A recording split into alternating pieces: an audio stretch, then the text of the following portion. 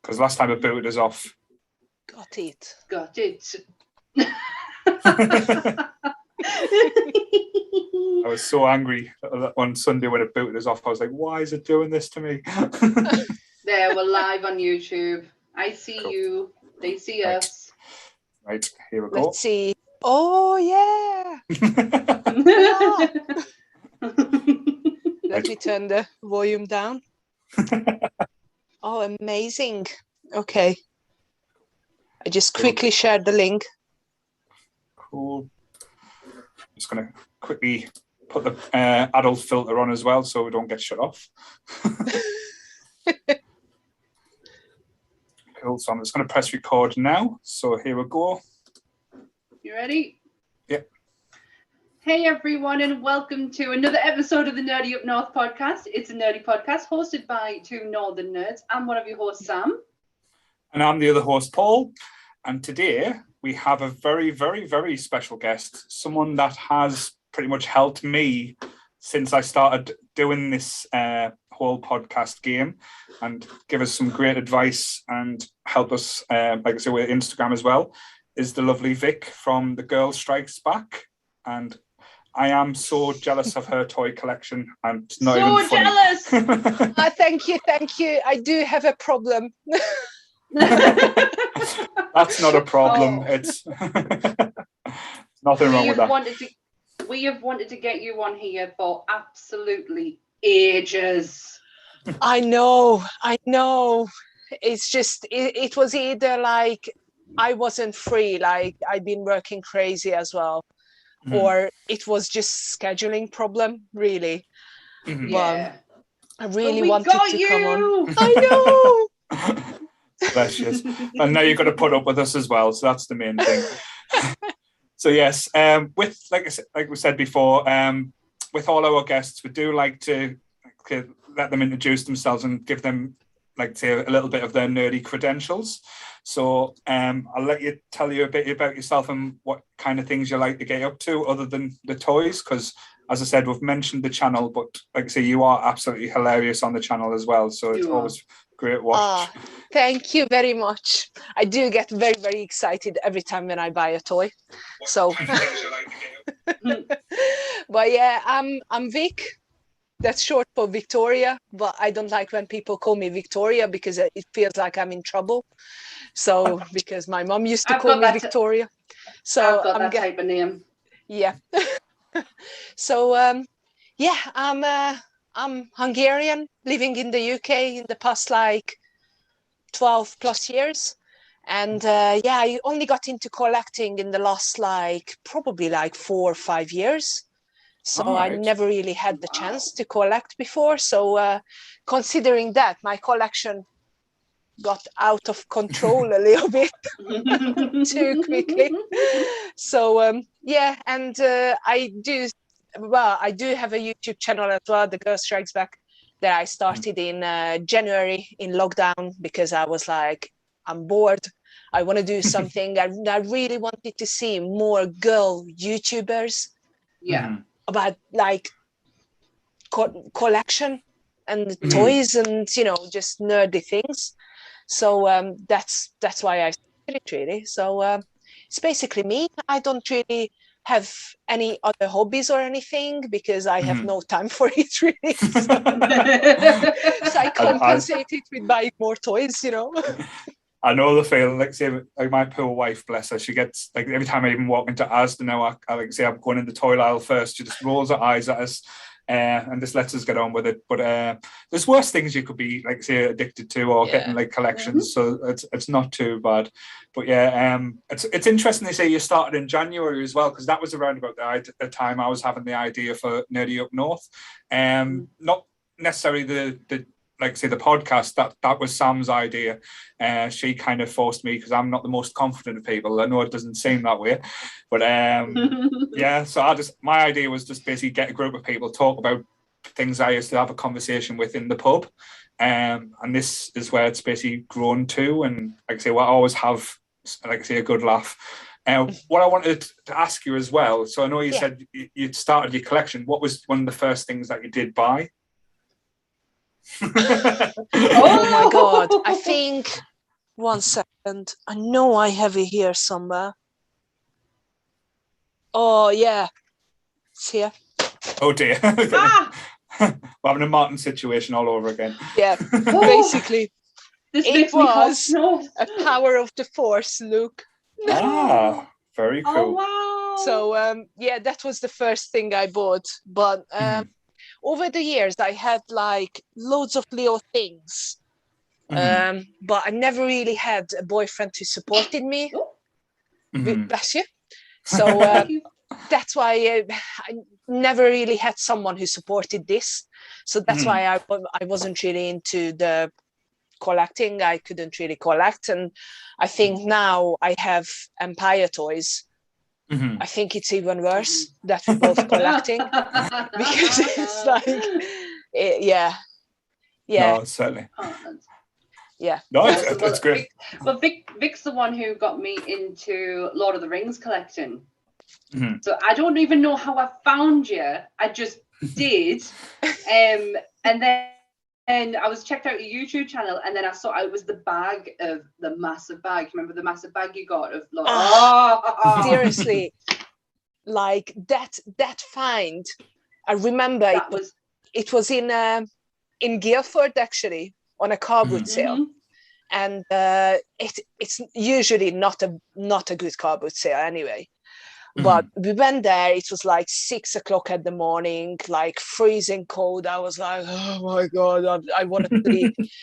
And I didn't really have much like hope to find anything. And the guy was selling like a huge box of Lord of the Rings figures. And I was like, I'm going to ask, like, he had all the weapons, everything. And I was like, how much you want for the whole thing? He was like, I don't know, 30 quid. I was like, okay, here's the bag, just pour it all in. I was like, absolute gold mine. Like, them figures now are so expensive. Yep. Because I got mine. I remember you telling us, get them now because the show's coming out, and God damn it, you were right, because they're really hard to get now. I know. It's like I had over 45, 50 figures in there, all with weapons and everything for that much. Yeah. I couldn't believe it. So I'm really happy. I don't know if you can, sorry. Like it's all. Oh, wow. Look at it, Paul. It is beautiful. Like, yeah. It is absolutely stunning. But yes, it was Vic who got me into Lord of the Rings collecting. Probably just not being scared to go and collect. Like, yeah, I wasn't like, I was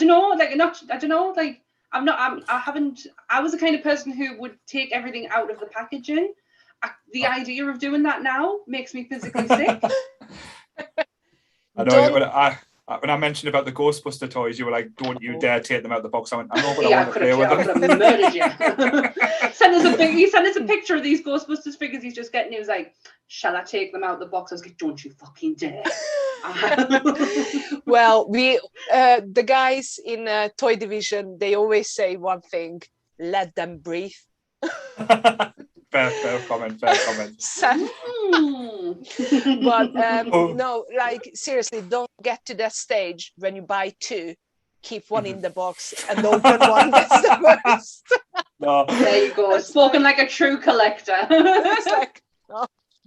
But yeah. Before we get sidetracked and talk about toys all day, which we'll probably could. I knew this would happen. We've got Vic on for a very special reason, because we know how much of a big fan she is of this program, and like I say, it was quite a big part of my childhood as well. When I tried thinking about it, it was worried us how little I actually remembered of the show. But I remember it always being there, like as a bit of a constant. And we are going to talk about the X-Files. So yes, like I say, the big thing that always stands out in like my head is always the theme tune. Like I say, do do do. I'm not going to do it because I'll probably show myself up a little bit there. But it was always like quite creepy, and like even like the opening credits. Again, today's standard, it was poorly put together, and even back then it wasn't great. It was like something that you would see out the History Channel, like say with the credits. All these like missing persons, like documentaries and everything. Have you seen this boy? which again wouldn't surprise us. But yeah, I remember because I didn't see the first couple of episodes because when it first came out over here, it was on BBC Two, I believe, and it wasn't the time we did have like on demand or anything. It was on basically on once. If you missed it, you would have to wait. You missed it. You had to wait 6 months to watch it again. Wow. So I think my journey started halfway through the first season. I remember the episode because it still scared us to this day. It was the one with the loggers out in the mountains where backpackers. No, these loggers that were like cutting down forestries and stuff, they just went missing. And when they went to go and find them, it turns out these green fluorescent bugs was destroying them, but it never really explained where they come from. It was something to do with like Indian burial grounds at some point as well. But it just fascinated us how bizarre and how weird Mulder was. Like he was the straight, like it was almost comedy because you thought, oh, he must be just taking the piss, but he was so straight with everything and his lines he's delivered. It was always quite not forced, but you just wanted him to crack a smile or break this persona, but he never did. Well, he did later on, but not for the first season. But that was my first introduction into the X-Files, watching that. I think it was on at 9 o'clock on a Thursday night or Tuesday night. I think if we remember it, memory serves right. Like, so how did you get introduced to it? Like, Vic, what was the first time you watched, like, say, an episode? Okay, so I only started watching X-Files last year in December. All right. Wow. So basically, when I was a kid in the 90s, it was terrifying. Like, I watched one episode with the guy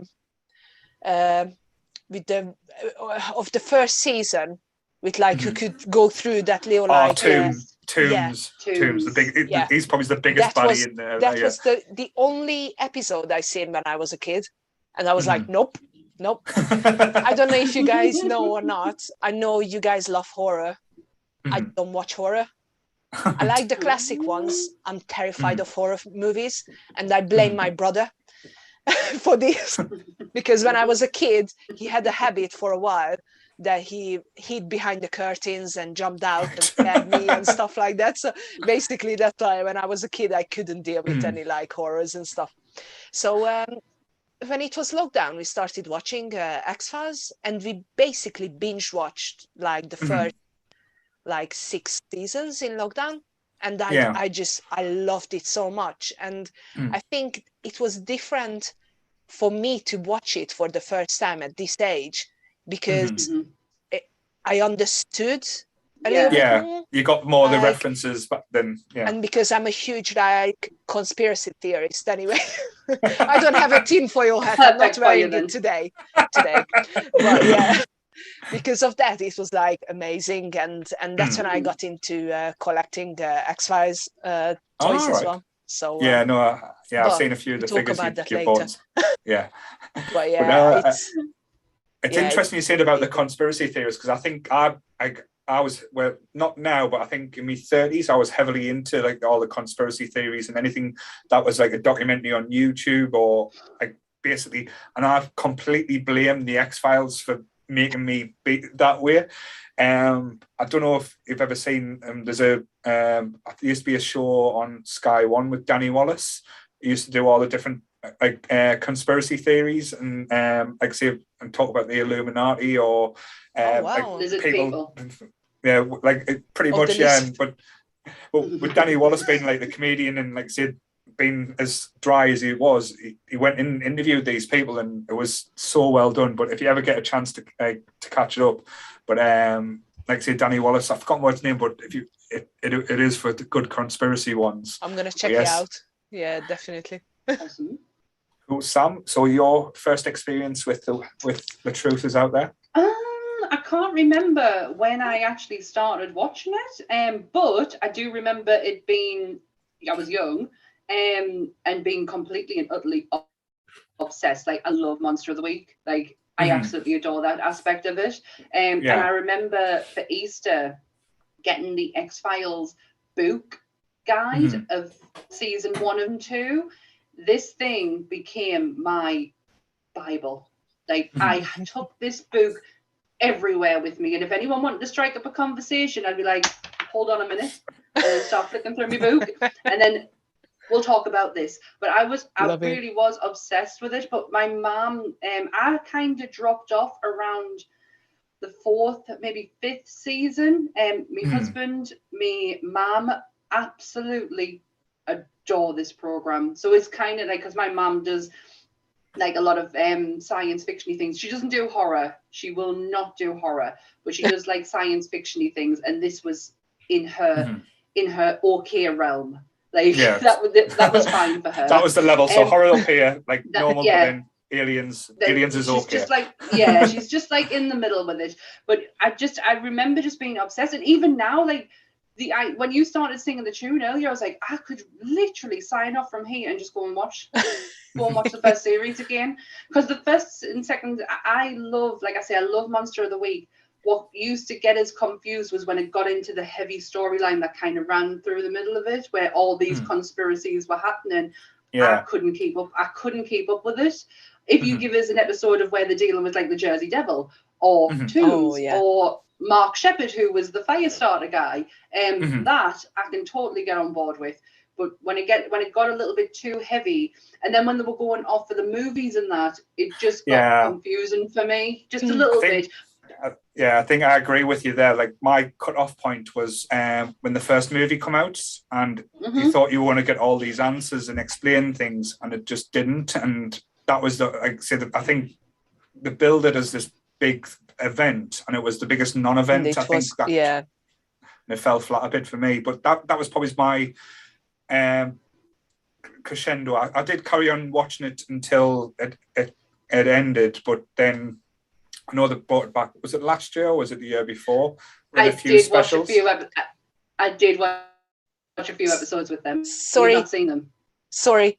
Yeah, I don't say anything after season 9. She's not seen them. No, after season 9. No, the reason why, sorry to jump in, but the reason why we not watched it, because it was summer. And we just love watching X-Files winter time because it's dark outside and it's that feeling and everything. So we for summer we stopped watching it. Yeah. So we only watched it till season 9. So we're gonna start. We literally just finished off it because that was the summer one, and now we're gonna finish X-Files. Oh no! Hold on a minute. Hold on. You've just finished The Office. No, I've watched it many times, but that's like a proper, like, like for summer, just after work, just to, watch something. Casual watching time. Casual watching, and But now it's winter again, and it's dark, and it's cold, and everything. I watch it every single day. Oh, so back to the X-Files. But yes. That's probably a good point, because like I say, when it got the later seasons, that's when, like I say, I don't really remember too much of. Like the first season, like the first couple of seasons, that's when it gripped us. As Sam mentioned before, the scariest character in the film was probably in the early episode with Tombs. I know he did make a comeback, but that first episode, it was done weirdly well, if that makes sense, because like some of the shots and stuff were done really cheesily, but it was terrifying the way his eyes kind of glowed, and it had a very Pennywise type feel to it, like of it, especially when he was like lurking in the shadows and coming out and grabbing people and having to eat the livers every 25 years to stay alive. But I can still remember now when he had like say Gillian Anderson Scully's pinned on the floor, arms up like that, and up in the air, and was ready to scoop out a liver before Mulder crashed down the door. But for a film, for a TV show, like I say, it did have its terrifying moments. Like I don't think Tombs would be beaten or could get away with, like I say, that aspect. I would hate them to do it like a modern version, just simply because it would probably do too many special effects or make it too gross. Yeah. Oh, definitely. Yeah. Tombs was special because of the practicality of what they did, as opposed to, versus special effects, and we all know how we feel about practical effects. So I agree. If they did it today, it wouldn't have the same impact. Yeah. And the guy who plays him is absolutely effing terrifying in real life and on telly. It was creepy in the Green Mile as well. I think that was, if it's the same person, I believe. It is the same person, the one who married the 15-year-old. Right. Okay. We're not going to go there. But yes, I'd like to say, moving on swiftly. How to end a conversation. Yeah, like I say, with the X-Files as well, you kind of got to know different characters, and I liked how they brought characters in as well that were quite interesting, just like by little teasers as well. One of my favorite, a lot of my favorite episodes always involve like the Lone Gunman as well. Just that little comedy element that I think that's what reminders of the Ghost Chasers, the Supernatural as well. How it's like this little team that if again, I might be wrong, but didn't they get their own little show for a while as well? I just wanted to ask, have you guys watched the Lone Gunman? I don't think I did watch. No, I didn't watch the spin-off. No, I did. I think I knew they were getting a spin-off, but I didn't know if they actually got. Yeah. Oh, Millennium was done well. I loved Millennium. I never watched it. Yeah. I've never even heard of it. Yeah, it's really good. It's a spin-off as well from X-Files. Yeah, it's good. Oh. But I just love how it's so many now famous actors and actresses were in X-Files. I remember watching one of the episodes and Ryan Reynolds was in there. Because of course he's Canadian and they filmed in Vancouver and everything. Yeah. And he's 16, 17 years old. It's just crazy. Gosh, I love so many. Yeah, I love going back into old shows like that and spotting all the people that's been in. I think Brad Dorff was in one of the first seasons as well, the voice of Chucky. Brad, he's oh my god, he's a serial killer, isn't he? Is he the serial killer? Yeah. He's a psychic who Scully kind of thinks that he's talking to her dad and stuff like that. Yeah. Love that episode because it's when our dad dies. Oh, that episode is absolutely phenomenal. I forgot that was Brad Dorff in there. Seth Green's in it. Seth Green is in one of the first episode, second episodes or something like that, when Mulder's going full conspiracy theorist and trying to search for his long lost sister. But it's just, like I said, there's so many different beats and trails to it. Again, some classic villains and people that Smoking, like I say, the Smoking Man as well.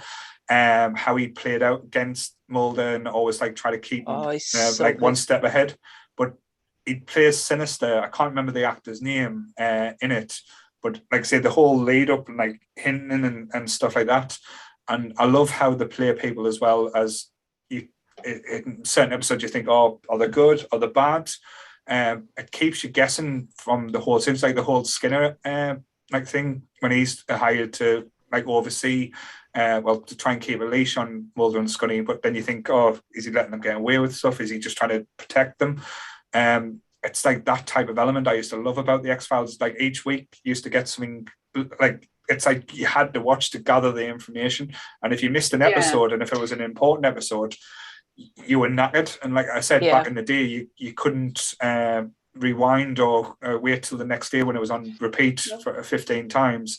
We had to buy the VHSs as well, so I remember buying the VHSs every so often, just so if there was an episode I missed to try and keep up with. But like I said, the only thing sorry. No, it's fine. No, sorry. No, it's all right. Yeah, I was just going to leave to something else. Oh no! Well, I was just going to say we have been lucky since streaming services came out that the X-Files has always been available. It was, it was always there. So Prime have had it for years. Doesn't Disney Plus have it now? Yeah. Disney Plus. So I've tidied it up as well. It looks absolutely fantastic on Disney Plus because I watched it, I think, on Prime a few years ago, and it hadn't aged well, and it looked ropey, and it was on the letterbox type view. But Disney Plus have given it a full HD treatment. Yeah. And it's stretched out, and it looks absolutely beautiful now. That's what I'll have to tell Anth about that. That's what I got. last year for Christmas, my best friend surprised me with a Christmas present. I had that. Oh wow! It's so good. So wow! yeah, I'm really happy. It's been a day since I've had an actual like DVD collection. Do you know what I mean? Like I haven't bought one for years. Yeah, it's all the like streaming like platforms and everything is just so much easier. I don't know, nowadays it feels like it's too much effort to put a disc in. It's just so much effort. Well, I don't have a DVD player, so I have the PlayStation. So it's a case of like trying to figure out, because I don't understand on the PlayStation 5 where it comes out anymore, like how you get it out. Like I'm waving my hand around trying to sort that out, and then having to put it in and then wait for it to load up and then go through the options. Yeah, I totally get it. Just click done. I was going to show something as well, because I was laughing my head off to it. Again, this had nothing to do with, like, I didn't plan this, but I bought some toys today from, like I say, a Facebook group. So I got some Star Wars figures, some real Ghostbusters figures as well. But I think I bought a few of them, so you put it in an extra present for us, and I've never seen these before. X-Files pencils. Oh my God, I love that. Brilliant. So you know why as well? Why it's pencil? Because Mulder always play with pencils. He always, in every episode, he's playing with pencils. That's amazing. Yeah, that's really sweet of them. I was proper chuckling away to myself as well, because like I know, like I say, the person who sent them didn't know I was doing like anything to do with the X-Files, but he must just give away little gifts when you buy some toys from him. So I'm going to send him a nice message saying thank you for the X-Files pencils. Love it. Yeah, you have been a good customer to him over the last few weeks. I've been promoting on the group as well, so I think. And I know. I was going to mention that as well, Vic, because we have been doing something on the Facebook group. I don't know if you want to make a post, especially with your shop. We're doing selling Sundays. So a lot of people have been sharing things to sell and, like, say, to try and drum up a little bit business for Christmas. So something that you, I don't know, like, say, you might not have noticed, just might help out a little bit with the Christmas sales. Not that you'll need it with the toys. Well, the thing is, it's like I don't normally tell on streams where I work. All right. Okay, just sorry. No. Just for like security reasons and everything. Ah, yes. Oh my God, yeah, that's true. But that's why I'm not. But you know, I'm always happy to promote like Empire toys and everything, because we're selling as well. So we're gonna sell on Reading Comic Con too. So this weekend, so that's gonna be good. Yes, you mentioned about going down there as well. I'm sorry to get sidetracked. Just like I say, I've never been to the Reading Comic Con. Is it like, say, is it like a toy fair, or is it? It's a very small Comic Con. It's in a sports center. It's in like a leisure center, but it's quite small. It's only like, let's say, like 6-7 rows of like, you know, stalls in there and everything. But I love it. Seriously, I love it so much, because they're really friendly there. And sometimes when you go to like big conventions, it's like, no. But this one is really good, because all the cosplayers are really nice. Like, you don't see like many like stuck up cosplayers, if you know what I mean. So everyone is really friendly, really nice. And it's good for families if you go with kids and everything. Yeah. So nice. we do it every year, and it's really good. It's good. No, it's fun. Like I say, we don't get many up in the northeast, unfortunately. For some reason, we've got to travel a bit further afield to get to the interesting ones. But yes, sorry, got sidetracked there. That's my fault. No. I think that'll happen a lot with Vic on, because like I say, we wanted Vic to come on for so many topics. So I guess going off what you really want to talk about is fine. It's fine. It's fine. It's just lovely to have you on. Oh, it's really good. Seriously, it's really good. But talking about the X-Files as well, because one of the things I think a lot of the fan service, or the fans, used to always go on about, was always the will there, won't there moments between Mulder and Scully. I was always glad that it kind of never didn't happen properly. It was always like say kept there, because I know a lot of TV shows probably would have went down that route either a lot sooner or kind of spoiled it, because like TV shows in the same, not the similar vein, but had the same kind of dynamic, kind of lost its way. Like things like Castle had the same, like say, dynamics between, like say, two people butting heads having two different opinions, and when they got together it kind of lost that kind of flow. That's why I kind of like the relationship that Scully and Mulder has. I like it in certain episodes as well. Again, if I try and name them, I'll probably fail, where the flip, because Mulder's always the one that's like the believer and open mind, and Scully's always the closed mind and saying this has to be evidence and stuff. But I loved the episodes where they kind of flipped it, and then Scully was like kind of then believing, and Mulder was the one trying to bring her back as well. So I love that aspect, like the evolution of it, where that kind of changed the dynamic between the team at times. I remember watching I think it was in the first movie, when they almost kiss in the hallway. And Scully got like stung by a bee and everything, and I was like, no, just taking everything to TV, and me and Aaron, we were like, no, like I was waiting for this moment for how many seasons. The sexual tension between them two from day one is so apparent, but I love how, for all it's there, they still get the job done. Still, they bicker like a married couple. I do, but them two together is magic, though, isn't it? Oh yeah, absolute magic. That you couldn't have gotten two better people to play them parts. Because there doesn't seem any false behind it. Like they generally look like they got on with each other, and if the rumors are true, really got on with each other. Just wanted to say. His ex-wife is in. Was it his ex-wife or his ex-girlfriend is actually in it? She played Phoebe, you know, the English one with in Firestarter, you know, the Firestarter one with Mark Sheppard, and you get Phoebe Green, I think she's called. I'm sure that's his ex-girlfriend. He was seeing her. Was seeing her at the time, even though she was playing his ex-girlfriend. I'm sure he was a girlfriend at the time, because I know he was with Tia Leone for like years. Yeah. It's interesting as well, because like I watched the first episode again, like say a few weeks ago, just to like say, as you said, when you say it on Disney Plus, you thought, I'll stick it on, something to watch in the background, and that, with it cleaned up. But Gillian Anderson is one of these women that has aged so much better. Like say she looks great then, but she looks phenomenal. She's like a fine wine, isn't she? She really is. She just gets better with age. Like she is. She always looked phenomenal. Always. Sorry, have you guys seen? I think it's The Fall. That series. That she's what? She's Fall, like The Fall, I think. She's a detective in Northern Ireland.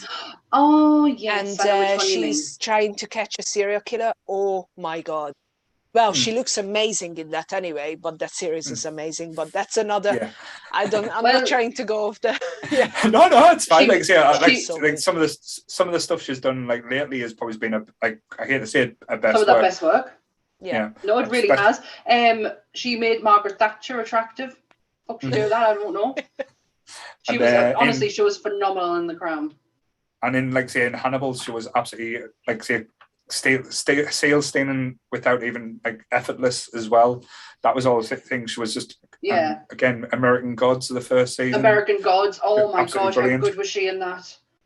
Every time she came out as a different person, I was like, holy shit, you look better than what you did last time. And the Bowie that she did was just incredible, honestly. But The Crown has been it really showed how far she can push it. Oh yeah. And she really can push it. I know it's a husband who does The Crown. I didn't think in a million years that's the place that would fit her in as Margaret Thatcher. Well, it's weird though, because say when you go at the flip side as well, I know David Duchovny's probably had some success, but not as thing. Californication was quite big. I know my wife absolutely loved it and loved him in it, which was a bit strange. Red Hot Shoe Diaries. No, Red Shoe Diaries. Was that before the X-Files though? No, I think it was during. I really think it was I'm during. sorry. It's evolution. Evolution. Oh yes. my It's God, evolution. yes. I forgot about that. Oh, He's evolution. also in. He's also in. Oh my gosh. Oh, that's going to do me tits in. It's about two women pretending to be drag queens. Connie and Carla. That's it. He was in Connie and Carla. Oh, it's so good. It's two women pretending to be drag queens, pretending to be men. It's so good. Yeah. He was in The Craft too, but don't watch that. That was terrible. No, I do. It was all right. I enjoyed it. It was fine. It's not. I mean, it is, but it's not as bad as what you think it's going to be. But yeah, he was in that. I've totally forgot about that. Yeah, like I say, with the show as well, I kind of got the progression. I know I brought back the season cliffhanger as well, like Scully getting abducted and then suddenly being pregnant, and then like I say, I'm trying to think, because I'm worried about spoilers for later on as well. I know, I bet you are. So, because I know how far in certain characters got replaced with other characters. I don't know if you've seen that yet. It's season 9, so basically in this season is Mulder is back now. Right, okay, that's fine. That's why I wanted to go on, because Doggett found out what happened to his son. Yes. So that was a really emotional episode and everything. So I'm there. Robert Patrick replaced him, didn't he, for a bit? Yeah, that's what I was going to say, but I didn't want to mention in case it was like season 9 or something. That's what I was panicking about. Because that was always the big weird one for me when I was watching it. Even though Robert Patrick done a great job, it wasn't Fox, and it didn't quite feel like the X-Files. And I don't know what happened, or if there was any problems backstage for the reason why David Duchovny left. It's basically his schedule. So they started in Vancouver. They filmed the first season there, and why they moved to Los Angeles is because of Duchovny. Right. So because he was living there and everything, and he doesn't want it to go to Vancouver to film all the time. So that's why they moved the whole set because of him to Los Angeles. Yeah. And after he wanted more money, he wanted to do different things. But I don't know him personally, of course. But that's it's the things that you read about. That's the things that I heard. That you do. That so do basically, come out of it, So basically, he got a few other projects and everything, so he stopped it. And of course, I'm guessing it's either the money run out, or I don't know. He just came back basically because that wasn't the case that he's going to come back. Sometimes the grass is always greener on the other side, isn't it? Yeah, because I remember reading when he left, he said, "That's it, I'm done with the X-Files." He wasn't going to go back. Then they had the big surprise that he was returning. That was always, like, say, the interesting parts with the X-Files to me. I can still remember, again, going back to a few years ago, so the way I work out in the contact centres, I did have a customer ring up, and the middle name, like the person was only about 22, and the middle name was Fox Mulder. And I just made a joke. I went, "Are you an X-Files fan?" And he just went, "No, my mum and dad are." So he wasn't happy. Oh my God, love it. So I was like, "Okay, oh, that's fantastic." I'll not make any more jokes about that. But yeah, I still remember, because the tone in his voice completely changed, because he must get that every time he speaks to someone or anything like that. So, but I couldn't help myself. I had to make the comment saying, "Oh, you're an X-Files fan." I love it. They couldn't have just gone with Fox. They had to put Mulder in there too. Yeah. Oh, I love it. Love it. Oh, that's so funny. It's like this kid won't get picked on that much as a kid. I'm sure of it. It'll be fine. So here's the ultimate question. What is your favorite episode? If you could only ever watch one, what would be the episode you go to? Okay. To me, I think it's gonna be the episode with the vampires. Right. Okay. Is that with the green teeth? Was it? Or so that's the one. it's the first time when they done like a really funny episode, like more like a comedy episode. Yeah. I think is it Luke Perry or what's his? I think he's in there. He plays sheriff. Right. Yes. And Dana has a crush on him. So when Mulder tells the story, the sheriff like a really ugly guy and not funny. And then when Dana tells the story, he's like really handsome and stuff. And I think the pizza delivery guy is a vampire. I don't know if you guys remember that episode. I'm God, sure, it's so hilarious. Remember it. I'm sure the one of the people that played the vampire was a kid from one that like used to be on loads of like kids movies and stuff. Like used to be like a chubby ginger kid or something. I remember the image to stay now because I remember like I say there was fluorescent green fangs for some reason. But I still because when it went because the thing with the X-Files when it went silly it did go out there and go like it balls to the wall like proper out there silly. Yeah. And that's why I always liked it as well. Sorry. Oh no, sorry. Go. Go. No, I was just saying that's one of the things I liked about the X-Files is like when it didn't take itself too serious because it did flip and flop. Like there was certain episodes that did take itself far too serious and used to go out there and you think, oh, this is just absolutely ridiculous now. One of the favorite episodes. That's a hard one because like I said, when it's in my memory, I was always a big fan of the early seasons when they were just finding the feet because when it was the monsters of the week and not so drilled into the whole conspiracy theory or anything like that. But probably it's not the first Tooms episode, the second one when Tooms escapes. And he builds his like. You see him actually in his nest of mucus. Yeah. I remember. Yeah. And like I said, that element, I think that was my favorite. Like I said, the first Tooms one was good, but the second one I thought scared me even more, just because you got more of the like deep down, and they knew what they were up against in this one as well. So that there was actually the risk factor was ramped up as well. So that was probably mine. Mine is, I know the episode name. It has one of my favorite actresses in who I cannot remember her name, but she is honestly, it's like it was a flip turn for her because if you ever see her in Frasier, she is absolutely hilarious as Frasier's agent. It was the episode called Eve about the clones. All right. Can you remember the two little girls?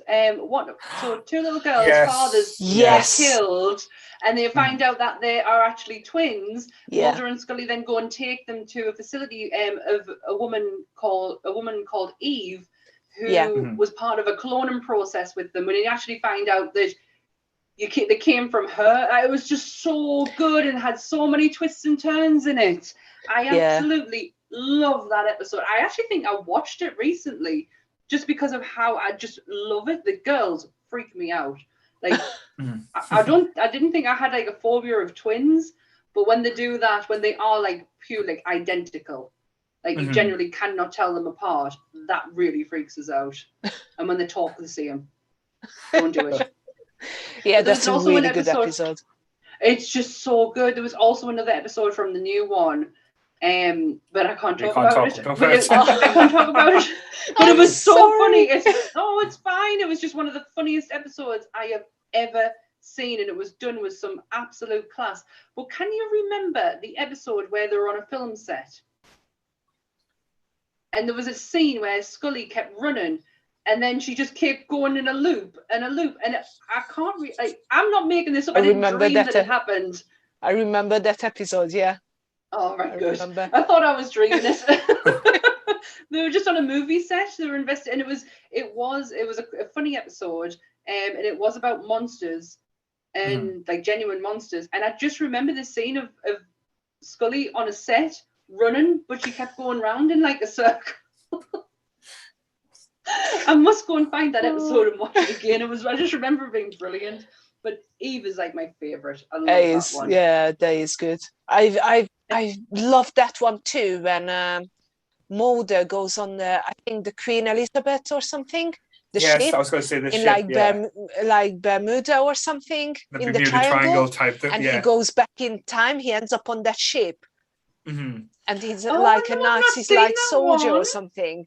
Yeah, And it's almost like a Wizard of Oz type episode type thing where you're not like seen. Oh my all God! the characters No. come back are in it, like he knows Can I and just stuff like that. tell one spoiler then, or not? Yeah, no, it's fine. Okay. I'm not bothered.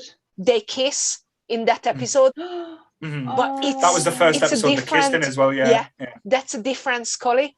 That's why. So that's just a different person, but it's her. It's it's so good. I'm I gonna love have to that find episode. Yeah. If I say to my husband tonight, fancy revisiting the X-Files, I've heard that it's all been cleaned up on Disney Plus, he'd be like, put the first episode on.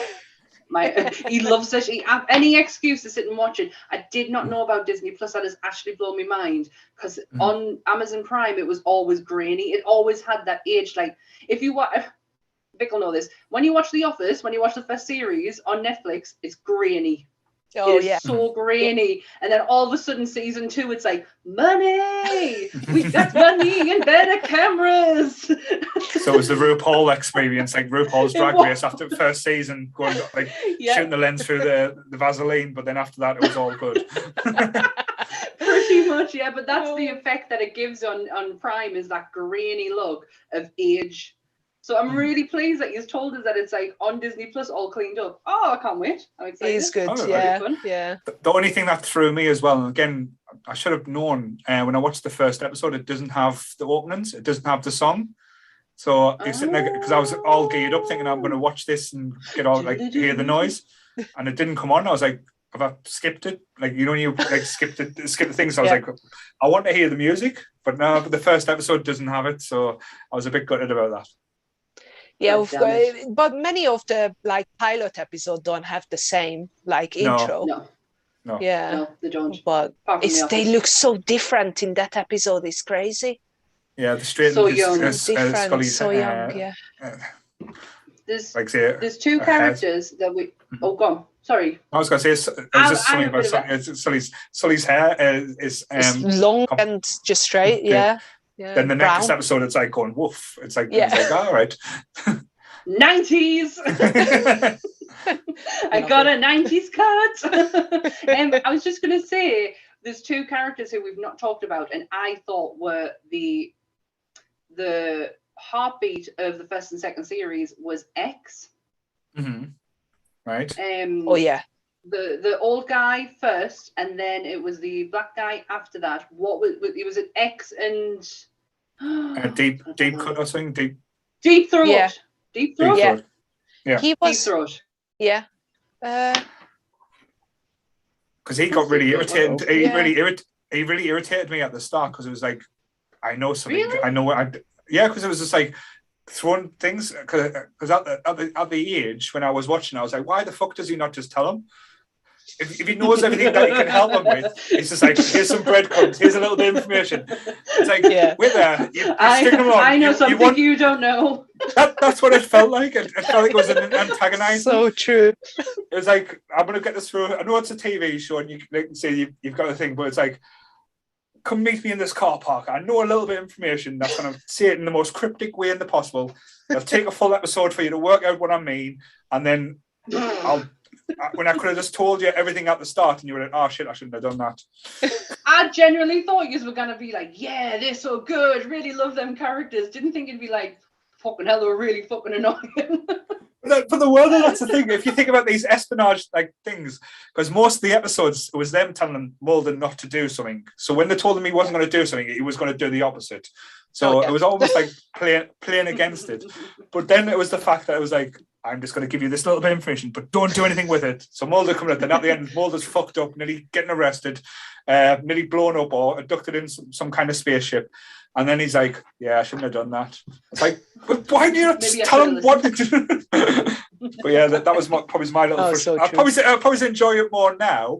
But as a kid back then, I was like, just didn't compute in my head. I couldn't work out why they weren't doing that. Oh, I just like the mystery. Like, I like the how mysterious they were, and that you could only contact them with, like, when he put the tape on the door of the X, like on the window, and shone the light out. It was like the bat signal. I was like, oh fuck yeah, like these guys are cool. I just love I just love how they always met in like a parking space or in the that flat car or park. somewhere where it's like bugged everywhere. It's like, go to like a really busy place where like nobody can really see you or hear you. Go in the woods. Why are you always go in the meeting up? beach. Yeah. Go to somewhere where, like I say, they can't attach things to poles. It's Well, that really backfired on us because I honestly thought you were going to be like, yeah, I really like no, that. I can understand why now. Like I say, it intrigues me more now. But back in the day, it was just like, this just doesn't make sense. But then they would follow up with an episode that didn't have anything to do with any of the espionage, and it kind of got you gripped back in. But then, like I said, I know they focused a lot heavily on like Mulder's sister and like that backstory as well, which again they probably done it too long over a period. Yeah. Honestly, I didn't like it absolutely at the end. dragged the shit out of that one. I mean, I felt mint while I was watching it because we share a name, so I was like, yeah, I feel pretty cool about myself because there's not a lot of Samanthas out there. So to hear a Samantha Mulder, I'm like, yeah. And then obviously Sex and the City happened and my name just got tarnished. But yeah, it's just I didn't like the end, how they closed it off and what happened to her and everything. It's just I don't know. Didn't she just fuck off? Didn't she just she was just there and then she walked away? Or did she get abducted again? No, it was like, I think if I remember well, there was like a killer or something. Right. Was that big tall guy?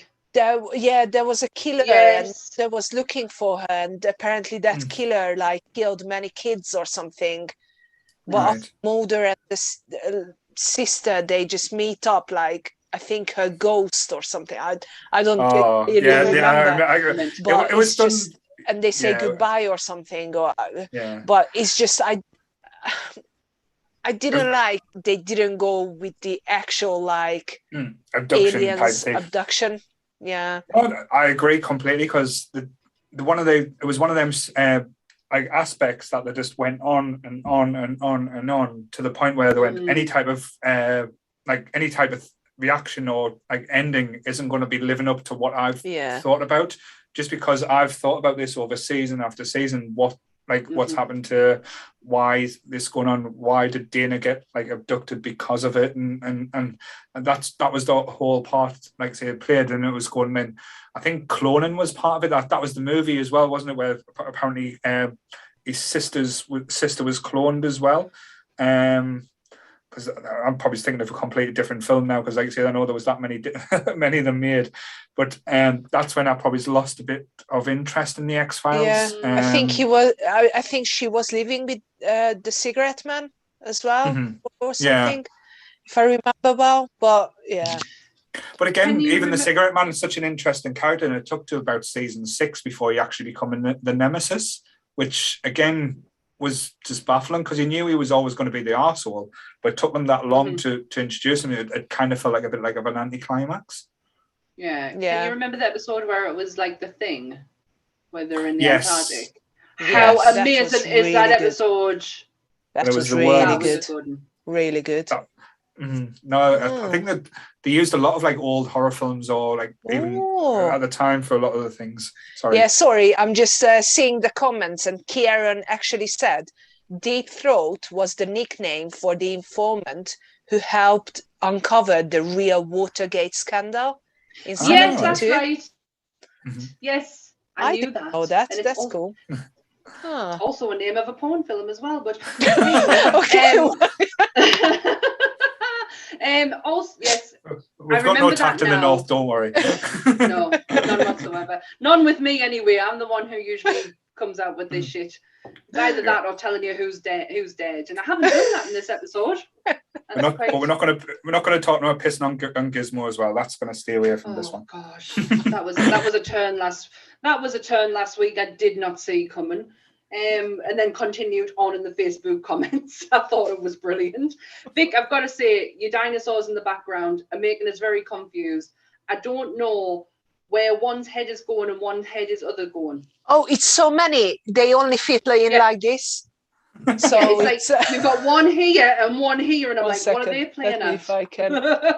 If I can move it like. Oh my God, you've got someone being eaten. That's amazing. Yeah. And it doesn't have arms. So bad. So we found it like this on a car boot sale without arms. So I was like, it's very fitting. So he has to die. So it has to die. I love it. But it's just basically like everywhere. I don't know what Thor is doing there. Don't ask me. But it's like, look at, I can't put the dinos anywhere now. It's just Oh, and Paul's brought Dinah. Hey, Dinah. Oh, you know what makes the stream better every time? An animal. Yes. An animal, yeah. She always attacks us during the. She has just bit your hand. Yeah, she always does a come and attack us. She either bites me feet or bites me hand. She's a little menace, but she doesn't bite Nick. It's only me. It's just affection. Yes. I have to say, my Beatrice is exactly the same. She would never, ever touch her dad, but me, she will literally rip my face off. I want to talk about your toy collection, your X-Files collection. Yes. What have you got? Oh my God, so Look at much. Her face.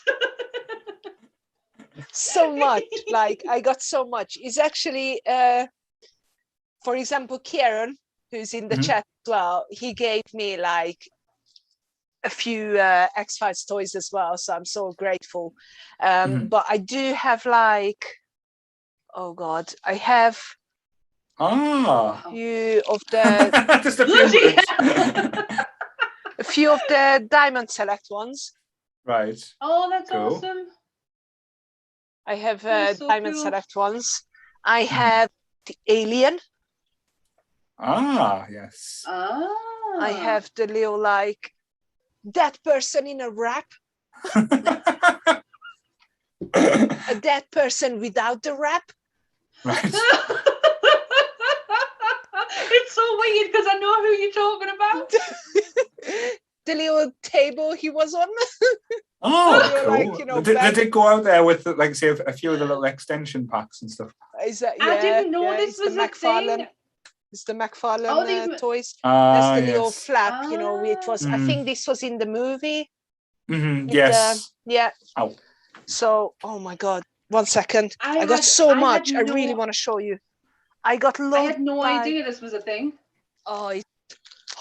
I got loads of unopened X-Files. I remember them. Yeah, I got chewing gum used X-Files. to break your teeth. Season 3. That'll break your teeth down, stickers. mate. That'll rip my apart. I have another dead person, alien. I don't do horror, but I've got a dead alien guy. That's Dana's table. Not Mulder's table. Sorry, but it came with Dana. It's weird. The Diamond Select pack. I got McFarlane from the. So that must be out of the. That must have been out of the Antarctic episode if she's wearing the coat. And I got the same Mulder Yeah. as well. Cool. And the big ones. Yes, I saw you unpack the big ones on one of your videos. Like I say, I was hugely impressed with them ones. I got this. I did actually own that. So yeah, I did actually own that as a kid. Really? I feel like I had this. You used to buy them one magazine each week, and Dad used to get us all the weird collector's edition on DVD. Yeah. So it's all like it's so many. Can't believe I found these, but it's so good because it's little like posters in there and all the facts and everything. And I feel like we need to get down to a car boot sale, Paul. I feel like we're missing out on something. I was going to say in the northeast, it's not great, the car boot sales, trust us. Yes. So I'm really upset because he was on a London Film and Comic Con last week.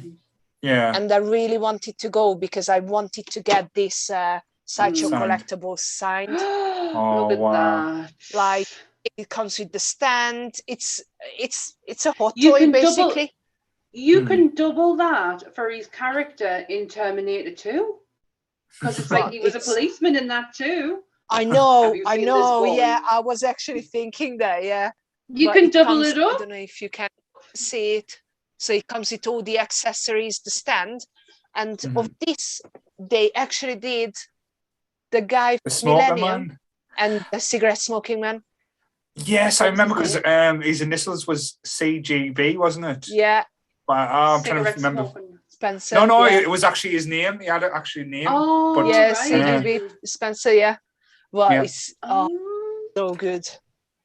So I didn't actually know they really brought wanna them get ones out as well. Yeah, I really want to get the cigarette smoking man of that one. And of course, my favorite of all. The Barbie.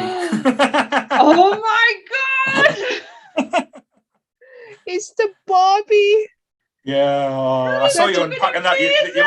Your face when you were unpacking that was hilarious. Like, seriously, like, I love this so much because it's so inaccurate. Like, look at that. Yeah. Oh, look at Dana's forehead. And that's a hairline a drag queen will be happy with. And because it's Barbie, it doesn't come with the gun. No. So it's no, of course, it's no guns. So I know, even like, look at the little tags, even the like little tags are moving, and it's a proper, like, it comes with the little like posters on the side, and it's so good. That's I got to love be this so really much. rare. That can't be something you can just pick up anywhere. It's it wasn't that expensive actually. I think I paid around £30. Yeah, what was it? An American edition though? Because I don't think it came out in the UK. I don't think it did. But they never do. Yeah. Well, tried that in Eastern Europe when I was growing up. Oh, bless you. With sticks and rocks. Okay, it's not that bad, but it's not as bad, but still. But yeah. So basically, this one, the Barbie one, they did, I think in 2009, they did a newer version, but they come separate. And that one is going for more than £100 each. Oh, wow. So, but that looks like them. Like, seriously, that's like amazing. But it's just so expensive now. But I love this one. It's just so bad. It's so good. Like, it's one of them things where it's a novelty to have. Yeah. I remember the Funko Pops. I think the Funko Pops go quite expensive now for the two of them. I remember missing out because I think they were in Forbidden Planet years ago, and it's an X-Files one. They'll be around for ages, and they went like that.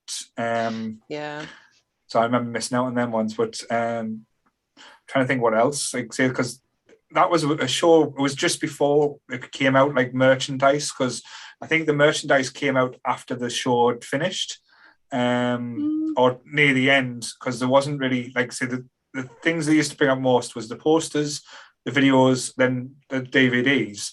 Because I think I can't, like I say, everyone in my, like, around my age range used to have, like I say, the Truth Is Out There poster or the X-Files poster on the wall as well. It was one of the, like, the big things that I think Durham Book Centre in Sunderland used to sell. Used to go in and just smell stuff you shouldn't smell, but it was a proper old hippie place. But I remember you used to go in for your movie posters. But I remember, like I say, the Truth being out there. The Truth Is Out There has been always, like, everyone used to go out and about. That was always the big catchphrase and stuff like that. Yeah, it's like all the posters I used to have as like a teen, and like even in like now I still have posters. I'm nearly 40. I have never owned the X-Files one. Ever. I've never had, and I used to have a 6-foot rock one. Like, I never had the X-Files. Yeah, I did. It's I don't really have. I have 2 posters here, and I'm really, really proud of them. But I don't have an X-Files one. I do have a Skyrim one. I do have a Skyrim one up there.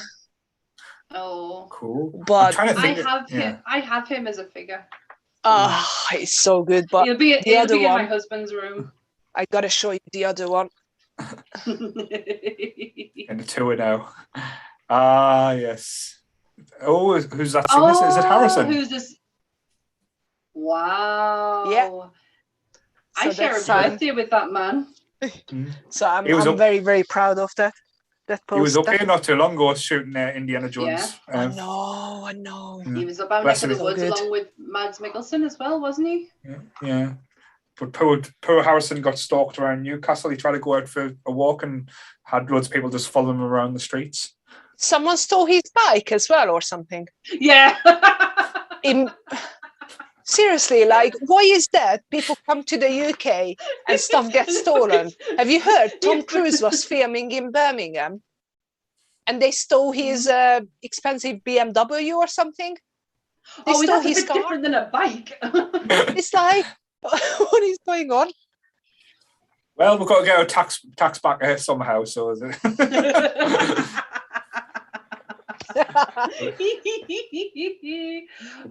was fun. When it comes to the X-Files, unless you're gonna go into deep into the conspiracy of it all, which down the rabbit hole, hours on.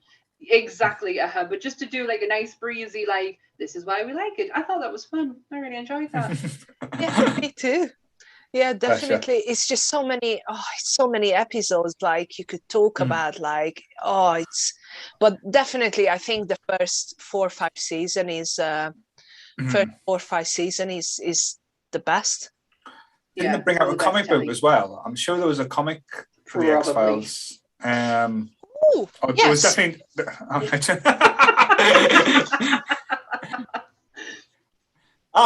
there was, yes. Wow. There you go. Oh, that cover's amazing. Oh, that's amazing.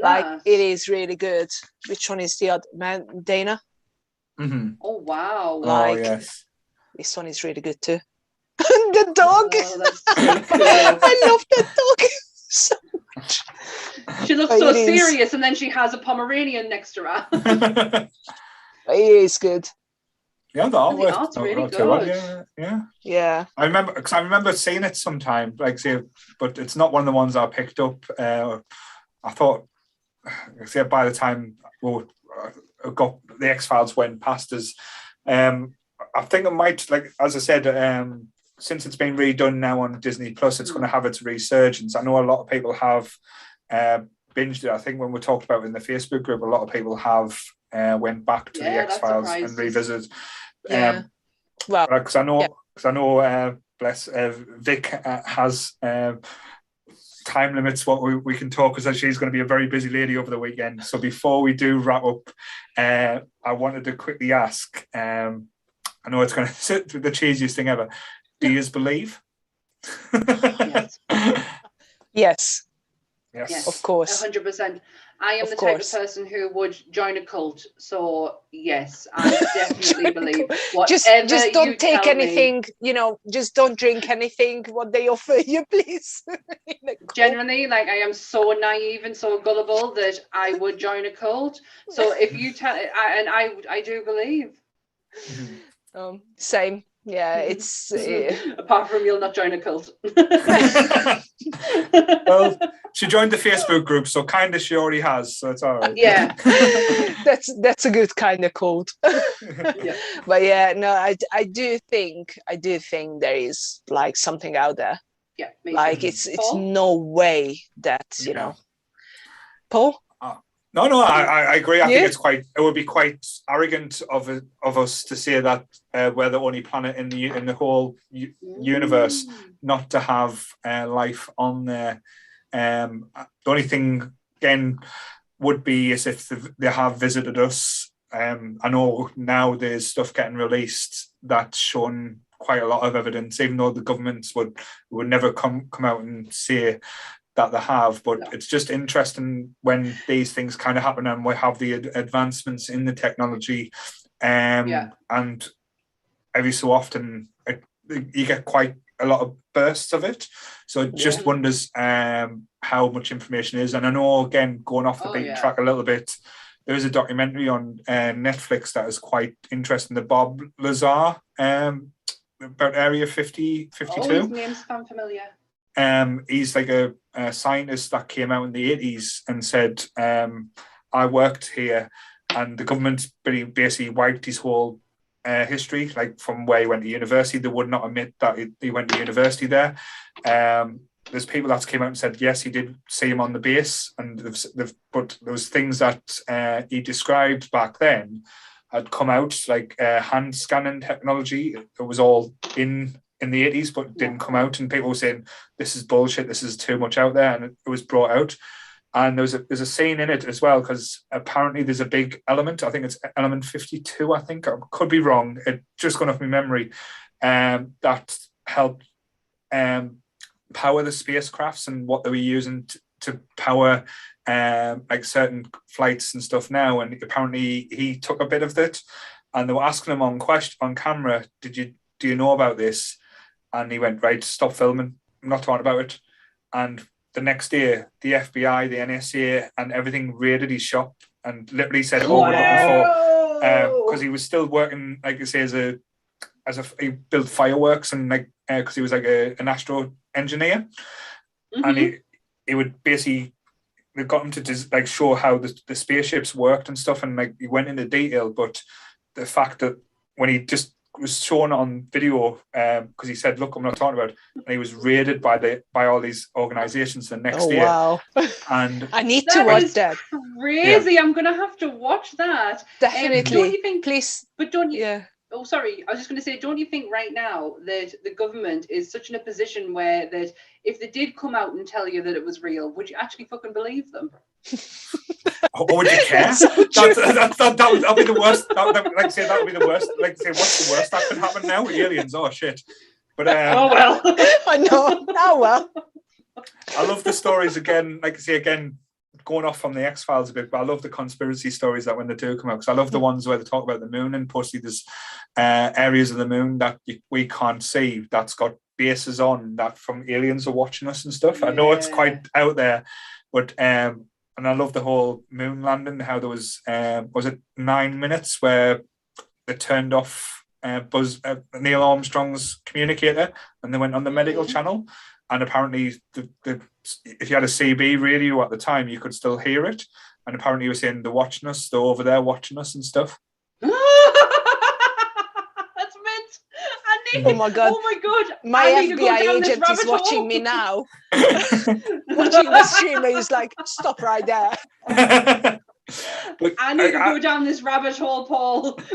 But actually, that's the thing. I was obsessed with these type of like documentaries or anything. When I was a kid, that, like I said, this is what the X-Files did bring, and there isn't that type of interest. I'm one of these sad people that went on the History Channel to get UFO Unexplored. Another good one, not for UFOs, but there's 2 seasons out. It is a bit over the top, but Skinwalker Ranch. It was 2 seasons on. Yeah, I've got that on my list. On the History Channel, it's basically this ranch in America where it's on the U basin, and there's UFOs spotted all the time. But this NASA scientist who's on loads of like History Channel, like he was on the Curse of Oak Island and stuff with theories, and they go to try and prove it, and there's radiation spikes in random places every time they dig in the ground. Like things happen where ships start attacking, or not attacking, like fly over the top of them. On a night time, they shine laser beams, and the whole place lights up like you wouldn't believe. It's quite interesting, like things. And this cow just died as a heart attack on the base, and they left it there just to see what happened, and it never aged for a year. It was still intact, and none of the animals would around it would eat it and stuff. But Skinwalker Ranch on the History Channel is quite history. I'm going to check it out. That type of. Yes, there is one really good one on Netflix. I don't know if it's still there. Was it on Netflix or Amazon? Unsolved Mysteries. Yes. Yeah, that was. I used to watch that back in the day. Yeah.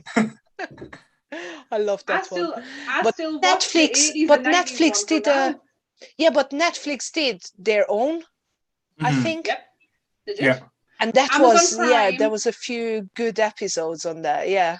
Yeah, Amazon Prime has the 80s and 90s one with oh my god, I can't remember his name, but I love him so much. That guy in that big jacket, always, and he looks so mysterious. Oh, I can't remember his name. He played Elliot Ness in. Oh god, it's gonna bother us. His fan club actually follows me on Instagram. I love 80s and 90s mysterious universe. Yes. No, mysterious Unsolved Mysteries. Mysterious Universe is a podcast that Ant listens to. It's two guys in Australia who go into the deep, dark side conspiracy of aliens and stories of like, you know, the children who come and knock on your door and shit like that. And really good podcast. Really effed up, but really good. Oh, wow. Someone just said Unsolved Mysteries. That was someone's just put on there. Oh, yeah. But when I think when I was Robert a kid, Stack. Yeah. Robert Stack, that's it. Yes, thank you, Kieran. Yeah. But like I say, good shout with the X-Files, though, that did get us down the rabbit hole of all these different things that you kind of think about now, and it makes you wonder like how much they let out, like get away with in the X-Files, or like say what was used and like I say what was real. I always like say as well, I think a lot of TV shows that came after the X-Files stole a lot of the information from them. Like again, Supernatural. Sorry, Charlotte.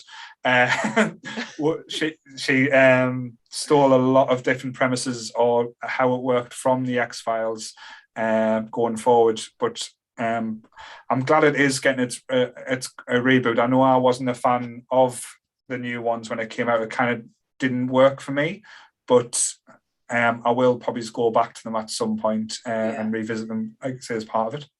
Oh, it's definitely. Yeah. Definitely. But it's so good. Like definitely now, like we're finishing The Office. It's only like a couple of episodes left, and it's like it's gonna be X-Files time again. So I can't wait for that and finally finish it. It's really like the last season that I watched, season 9, was so like hard to watch, even though I love Doggett. I think I really like his character and everything, and the actor is amazing, but it's just so hard to watch it. Hey, Dinah. Oh my God, I love it. You know, she's a little mascot. Hello, sweetheart. So cute. Oh, she's a little pest. But yeah. Like, so it will be a show I never thought I'd probably go back to, but I've watched a few episodes of the last few weeks. It is going to be something that I'll probably go down, even though, as you said, I agree with you 100%. The later seasons do become quite difficult and hard to watch. But I think if you invest for something, I know, like I say, it's the same with my wife. She absolutely loves The Walking Dead, and she's watched that long. There's been seasons where it's been painful to watch, but you can't just kind of give up on it type thing. But I absolutely fucking hate it. But I've invested 10 years in my life that I cannot not watch it. Like I have to watch it because it's been such an investment. But I kind of it does me tits in half the time. Certainly. But what I was going to say as well, before we wrap up, I know we've talked a lot about toys. I would love to get you on another episode where we actually go through and have a full-on toy conversation. I think that would be quite fun to do. Yes, definitely. I'm always up for that. Well, we just have to schedule it, Yes. Definitely. I know we've got like pretty much the next month sorted out, but then the new year we're going to, like say, go hard. I think is probably the best term to try and like say get a few more interesting topics out there. But I would love, as you can see, just by looking at your toys, we're getting sidetracked. So I know it's like, ooh, what's that? Ooh, what's there? Yes, I would love to do that again. If you would have us again, Vic, I would love to. Definitely, I would love to. And I really enjoy talking about X-Files anyway, and I'm always happy to talk about toys and everything. So cool. Yeah. So we'll wrap up because I know, like I say, bless you, you're going to have a busy weekend and traveling. So I'm actually sorting this out behind me because I'm going to sell a few of my toys this weekend. Oh, no. I gotta. So I'm taking a little part of my collection to sell it. But send us a few pictures. We might put. I was going to say take photographs. Thank you so much for coming on, and thank you so much for the help you provided me as well. Like your advice always goes a long way, so thank you so much for that. No, thank you so much for having me. Seriously, like I had a really good time. Cool. Yay. So yes. So again, if you've enjoyed, like say, having a bit crack about the X-Files, again, Sammy didn't even get a chance to do a disclaimer. So Nah, who gives a shit? But yes, like I say, if you've enjoyed it, please join our Facebook group. Like I say, it is a good laugh, the Nerdy Up North community. It is growing, and like I say, we are having, like I say, a good time. We're getting ready for Christmas, so there'll be a lot of Christmas topics, Christmas information coming up. I know we've got the charity podcast on Sunday, which is going to be 12 hours of me and Sam just having a bit crack with anyone who, a lot of people that joins from 10 o'clock in the morning till 10 o'clock at night. We are raising money for the Willow Cat Sanctuary. We've already beaten our targets. So again, it's blown us away with all the donations. So see where we can come with that. And I know Donna, who probably is listening, or she's probably shut off now. She had to go tonight. Oh, bless her. She's like helping running the thing in Charlotte's again as well. The Nerdy Book Club. I'll get the plug in there for you, Charlotte. So again, please follow us on YouTube, iTunes, Spotify, and on Amazon Music and wherever else I'll get this uploaded to. So thanks again, Vic. You've been an absolutely amazing. Thank you so much. It's one of them situations where you worry about meeting someone that you've talked to online and they're just as nice in person. Like I said, it makes a big difference. So thank you for being you. It just felt completely natural because I think I was talking to you last night about red hair. So it did just feel like completely natural. Yeah, exactly. Cool. We're all part of the cult, so it's fine. Certainly. Exactly. So would you like to get any plugs in before you go, Vic? Like say, to come and see you at the Reading Comic Con? Yeah. So if anyone's there, this weekend, come and see us. So it's really good. Little Comic Con and everything, but well, yeah, it's going to be probably a struggle because I'm going to be like, would you like to buy this? No. Just do what. But yeah. No, Michael Scott does on The Office. Where he's with a neon sign. $200. I remember. No, it's we're going to Florida in May.